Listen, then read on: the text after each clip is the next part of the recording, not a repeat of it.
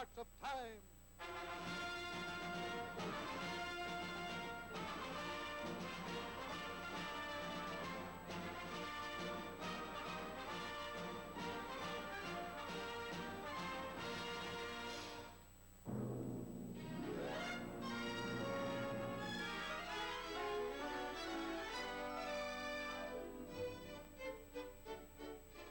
Throughout all time, men have sought in drink release from tension, care, and from the pressure of reality.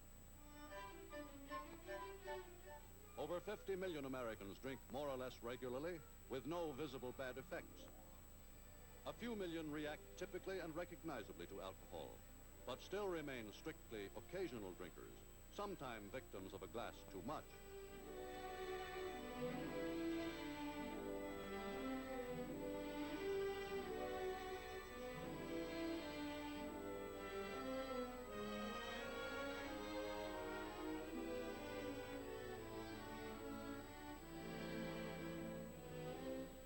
But of grave concern to the United States is the growing number of those unlucky problem drinkers, the alcoholics, whose addiction is uncontrolled, compulsive, and in the end destructive.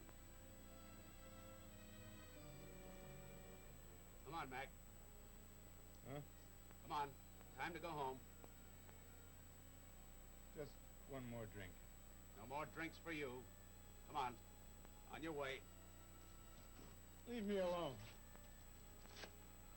Where do you live, Mac? Take your hands off me. Oh, you're gonna get tough, are you? You'd better come with me. Listen, I can take care of myself. Yeah, that's what all you drunks say. Come on.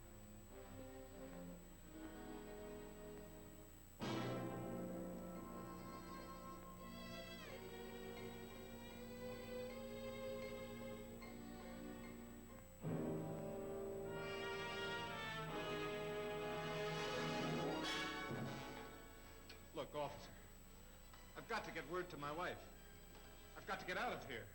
Okay, just calm down.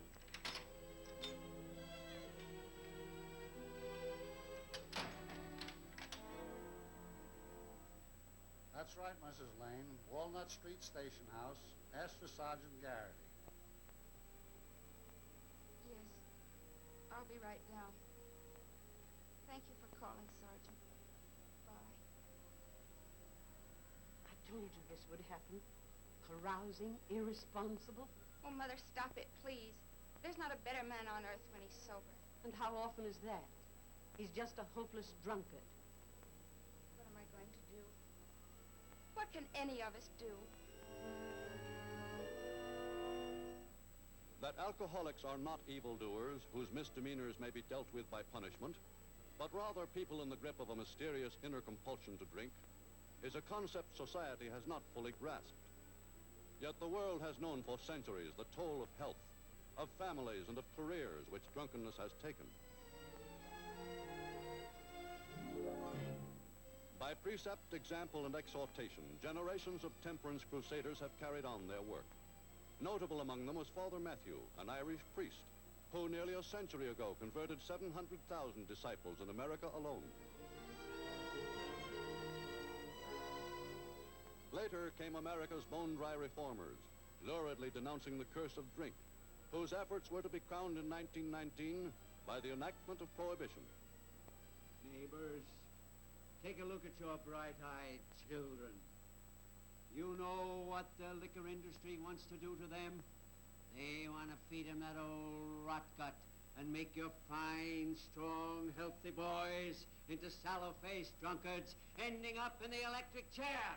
They want your sweet, innocent girls to take to booze so they can be enticed into honky-tonks by slick-haired vultures who prey on the flower of American womanhood. I say alcohol must go.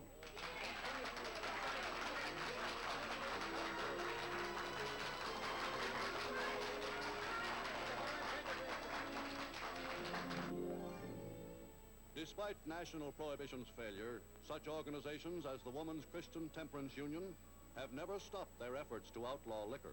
And I'm happy to report that last year, 183 counties and 614 towns in this country voted themselves completely dry by outlawing all alcoholic liquor. Alcohol is just what it used to be, just what it used to be, just what it used to be. Alcohol is just what it used to be, many long years ago.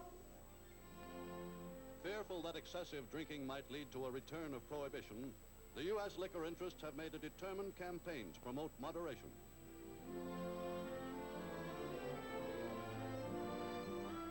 By an appeal to tavern keepers, the allied liquor industries are urging a curb on drunkenness at a major source. The first thing to remember in running a decent tavern is don't sell liquor to minors or to drunks. If a fellow's known to be a lush, see to it that he can't get a drink at your place. If there's a man standing up at the bar, and you think maybe he's having too much to drink, there's just one rule to follow. When in doubt, don't sell him anything. We believe in moderation, so let's put it into practice. Meanwhile, in the academic world, many institutions are seeking a sound scientific approach to the problem of alcoholism. One of these is Yale University's School of Alcohol Studies, where Dr. Howard W. Haggard, nationally known physiologist, has been working for years in collaboration with Dr. E.M. Jelinek, famed biometrician. Through exact research and analysis, through physiological experimentation, they and their staff have been trying to find out how alcoholics get that way and what can be done about them.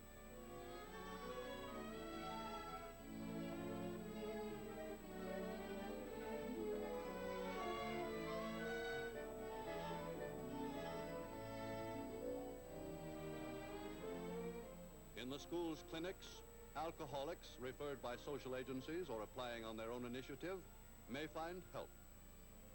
The patient's treatment is in 4 phases.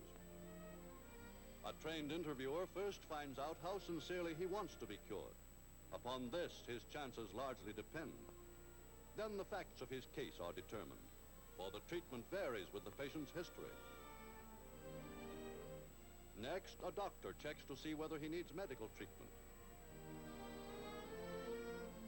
But his physical condition may have less bearing on the problem than his state of mind, and it is the job of the psychiatrist to guide him back to mental health.